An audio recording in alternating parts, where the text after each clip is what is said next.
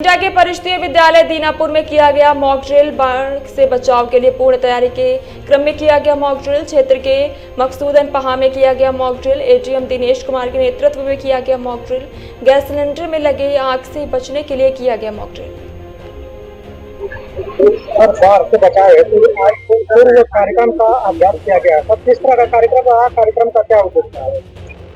बाढ़ के आसन आपदा को देखते हुए आज जनपद गाजीपुर के 5 तहसीलों में 5 स्थानों पर विभिन्न प्रकार के जो सिचुएशंस आते हैं बाढ़ में, उस पर हम लोग पूर्वाभ्यास किए हैं। इसके साथ ही यहाँ पर हम लोगों ने स्नेक बाइट, डूबने के समय कैसे क्या सावधानियाँ बरती जाए, यदि बिजली गिरती है तो क्या संकेत होते हैं और उससे बचने के लिए क्या क्या किया जा सकता है, ये हम लोगों को ग्रामीण जनता को बताया गया कि वो इस चीज़ को आगे बढ़ाएं और आप लोग जागरूक हों और ज़्यादा से ज़्यादा सुरक्षित रहें और आपदा को न्यून किया जा सके। सर, करंडा ब्लॉक में मकसूदन का ग्राम सभा बनता है। बाढ़ जब आती है तो स्थिति ये बनती है कि लोग पलायन करने को मजबूर है। जी जी। बाढ़ को लेकर प्रशासन द्वारा क्या किया जाए? नहीं, बांध जहाँ जहाँ पे बने हैं, हमारे जनपद में 24 किलोमीटर ही केवल बांध बने हैं। उस पे जहाँ जहाँ कमजोर है उसको मरम्मत का कार्य 11 जगहों पे कराया गया है। और रही बात पलायन का, तो 3-4 दिन के लिए जो बाढ़ अपने पीक पे आती है, हमारे शरणालय है उसमें हम उनको ला करके सुरक्षित वहाँ मेडिकल से लेकर के खान पान की सारी सुविधाएं देंगे। यातायात व्यवस्था हुई धड़ाम। बस स्टॉप तिराहे पर ऑटो और बाइक की हुई जोरदार भिड़ंत। बाइक सवार को आई मामूली चोटें। तिराहे पर बैठे गार्ड करते हैं केवल खानापूर्ति। सुमेरपुर बस स्टॉप पर रहता है ऑटो वालों का दबदबा। नेशनल हाईवे 34 पर दर्जनों ऑटो होती हैं खड़ी, इसके कारण होती हैं दुर्घटनाएं। सुमेरपुर कस्बे के बस स्टॉप के पूरे तिराहे का पूरा मामला है। कानपुर के रावतपुर थाना क्षेत्र के मुहर्रम जुलूस के दौरान लगाए गए आपत्तिजनक नारों पर कानपुर पुलिस ने 4 लोगों को हिरासत में लिया। ये वही लोग हैं जिनको सीसीटीवी के आधार पर पुलिस ने पहचाना। इन लोगों ने लगाए थे कानपुर में सरतन से जुदा किनारे। खरगोन जिले के वन रेंज बिस्टान के ग्राम हलियाडी घाटी में बीती रात तेंदुए ने बाड़े में बंधी बकरियों का शिकार कर लिया। सुबह बकरियों को शत विशत हालत में मृत देखा। गांव में सनसनी फैल गई। तत्काल इसकी सूचना वन अमले को दी गई। डीएफओ प्रशांत सिंह ने तेंदुए के हमले की पुष्टि की। बकरी पालक बिंदा रावत ने बताया, बुधवार गुरुवार की रात जंगली जानवर ने घर पर टिट्टा तोड़ा और घर के बाहर खेत में 5 बकरियों को खा गया। वह घर के दूसरे कमरे में सोया हुआ था। सुबह 5 बकरी घर के बाहर और 3 बकरी घर के पास अपने खेत में मृत दिखाई दी। जंगली जानवर के बकरियों पर किए हमले की सूचना पर बड़ी संख्या में ग्रामीण इकट्ठा हो गए। वनकर्मियों ने मौका मुआयना कर पंचनामे की कार्रवाई की। डीएफओ ने बताया, बकरियों पर तेंदुए के हमले की आशंका है। बकरी पालक को नियमानुसार मुआवजा दिलाया जाएगा। प्राप्त हुई है कि हल्दिया घाटी गांव है हमारे बिस्टान रेंज में, तो उसमें सुबह करीब 5 बकरियां मरी हुई पाई गई। 3 बकरी थी और 2 बच्चे थे इनके। तो जांच में यह है कि शायद ये तेंदुए ने मारा है इनको। अब इसमें जांच करवा के हम लोग और जो मुआवजा बनता है इनको ग्रामीणों को दे देंगे। तो क्षेत्र में तेंदुआ है? हाँ, तेंदुए हैं, खरगोन जिले में तेंदुए हैं। दुबग्गा लखनऊ क्षेत्र के मल्हा गांव में 6 से 7 नीम के पेड़ पर चला आ रहा है। दुबग्गा थाना क्षेत्र में नहीं थम रहा अवैध कटान। दुबग्गा थाना क्षेत्र के मल्हा गांव में रासमंडल के पास 6 से 7 नीम के पेड़ काटे गए। एक तरफ मुख्यमंत्री योगी आदित्यनाथ वृक्षारोपण का अभियान चलाकर वृक्ष लगा रहे हैं, तो वहीं हरियाली को नष्ट कर रहे हैं लकड़ी ठेकेदार। वन विभाग के अधिकारियों की सह पर जगह जगह चल रहा है लकड़ी का अवैध कटान। वन रेंजर सोनम दीक्षित नहीं संभाल पा रही अपने क्षेत्र की कमान। आए दिन सुर्खियों में रहने वाली वन रेंजर सोनम दीक्षित वही के वन रक्षक शैलेंद्र लोधी और वन समिति दरोगा को मिली भगत की बात आती है सामने, तो कटान पर रोक लगेगी कैसे? जब विभाग के लोग वन माफियाओं से रहते हैं मिले, वहीं रेंजर महोदय को फोन करो तो रेंजर महोदय फोन उठाना उचित नहीं समझते। वानी मंडी में दिगंबर जैन समाजजनों द्वारा आचार्य विद्यासागर जी महाराज के परम प्रभारी शिष्य 105 लक्ष्य श्री आदर्श सागर महाराज को चतुर्मास के लिए श्रीफल भेंट किया। इस अवसर पर महाराज जी ने समाजजनों को बताया कि चतुर्मास श्रवकों के लिए नहीं बल्कि संतों के लिए होता है, जहां संत जीवों की रक्षा करने के लिए पातशाह योग चतुर्मास के दौरान एक ही स्थान पर रहकर धर्म का उपदेश देते हैं। का गेट के सामने लोगों ने लगाया जाम। रास्ता विवाद को लेकर सड़क पर लोगों ने किया प्रदर्शन। ईओ और चेयरमैन के साथ लोगों की हुई झड़प। सड़क जाम कर वार्ड नंबर 14 के बासिंदे कर रहे रास्ते की मांग। हमीरपुर के मौदहा नगर पालिका गेट के सामने का मामला है।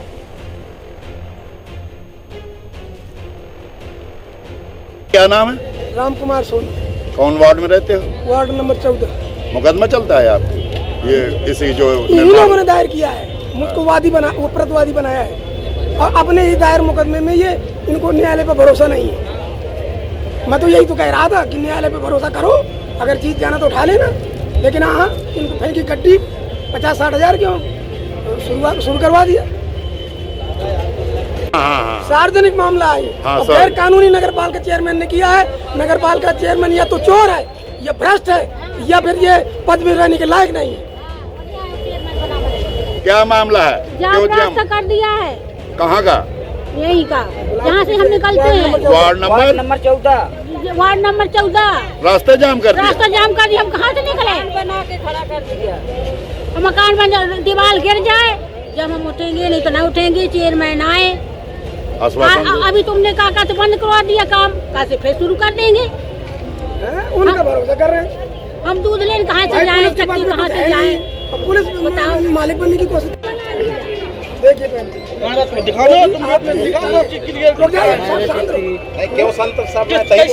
एक एक करके पूछ लिया।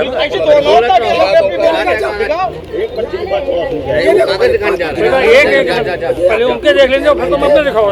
किसी को भी नहीं है रास्ता देने का। ऐसा आप किसी से भी आप दोनों कोर्ट में लड़ रहे हो। अभी कागज भैया लेखपाल बता पाई, कानून को वही बता पाएंगे हम लोग को बताना पाई, ना ईओ बता पाई, ना नगर पालिका जेई बता पाई। अच्छा तो ये विभाग के है? बताओ ये इक्को हल है। मतलब ये नहीं होता मैंने उसे ओनरशिप मान लिया, उसमें लिखा है। बात तो सुन लो है बाबा, बात की कहने सुनवा के लिए चेयरमैन को हमारी बात को लीजिए।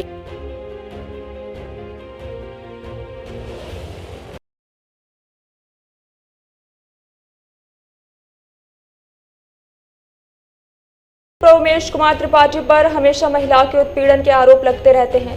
कुछ रसूखदारों की बात माने तो शिलाजीत की रोटी का सेवन करते हैं डॉक्टर साहब, जिनकी पावर शक्ति बेमिसाल है।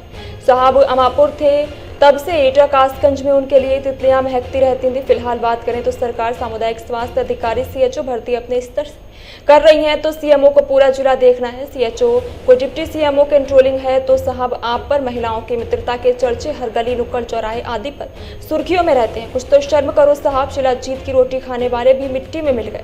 आखिरकार इन मिट्टी में मिलना है तो हरी सब्जियों का सेवन करें। इन वीडियो के माध्यम से ये महिला अपना नाम बरखा बताती है और स्वास्थ्य विभाग में अपने आप को सीएचओ के पद पर कार्यरत होने की बात भी कह रही है। बरखा है, मैं एटा जनपद में सीएचओ हूँ। पिछले 2.5 साल से मेरे साथ आर्थिक व मानसिक शोषण किया जा रहा है। वह कई बार शारीरिक शोषण कराए जाने का प्रयास किया। यहाँ के सीएमओ उमेश कुमार त्रिपाठी द्वारा भ्रष्टाचार के साथ साथ महिला शोषण भी किया जा रहा है। कई बार मुझे अपने आवास पर बुलाकर मेरे साथ जाति सूचक शब्द बोले, बच्चा मट्टी वगैरह का, साथ ही साथ इतनी गंदी शर्मनाक बातें भी की, जिसका विरोध करने के लिए मैंने अपना शिकायत पत्र बना के डीएम कार्यालय को मैं दिया, एटा डीएम को दिया। वहाँ पर कहा कि सूचना की अन्य शिकायतों की जांच चल रही है। ये कहकर मुझे पिछले कई समय से मुझे टाला जा रहा है और साथ ही साथ मेरे केंद्र पर सीएमओ द्वारा ताला लगा दिया गया, ये बोल के चाहे नौकरी समाप्त हो गई तेरी अब। और मैं सभी से हाथ जोड़ के निवेदन करती हूँ, कृपया मेरा समर्थन करें। भीम आर्मी साथ साथ चंद्रशेखर भाई से मेरा हाथ जोड़ के निवेदन है, मेरी मदद करें। व अन्य दल से भी मेरी हाथ जोड़ के निवेदन है कि प्लीज़ मेरी सहायता करें। मेरे पास मरने के अलावा अन्य कोई माध्यम नहीं बचा है। एटा जनपद में सीएमओ द्वारा खुलेआम गुंडागर्दी कराई जा रही है, जिसका कोई विरोध नहीं करता, कोई शिकायत नहीं करता। प्लीज़ मेरी मदद करें, मेरे पास कुछ उपाय नहीं बचा है मरने के सिवा।